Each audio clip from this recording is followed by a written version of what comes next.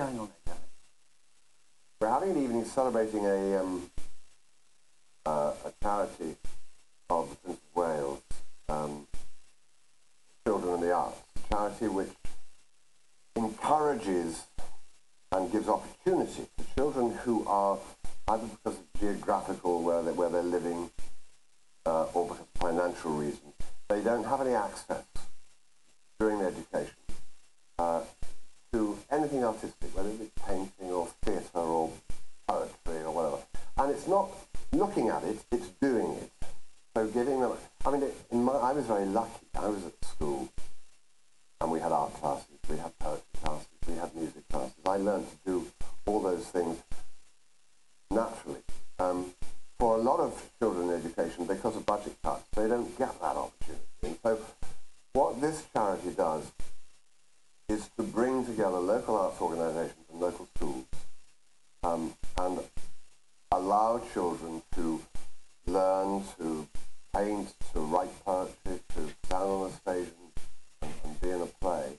And what they found, which is fascinating, is that it does so much for these children in completely different areas. I mean, we're not talking about trying to encourage them to be poets, artists, or actors.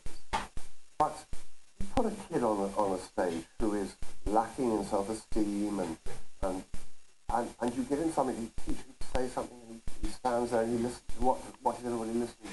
It's wonderful for him. And the spin-offs in all the other areas of his education are enormous.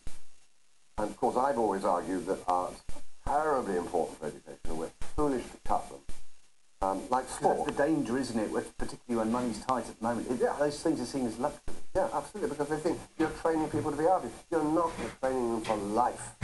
And in whatever job, whether you're an engineer or whether you're an aircraft pilot, if you stand up in front of people and hold your own, you have self-confidence and self-esteem. That helps you in any area of life. If you can be a team player, sport helps you in that way.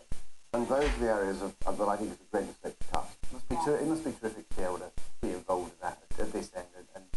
Well, it's sort of what you call a little bit of giving back. I don't do very much. I mean, we're celebrating 5 years of this organisation.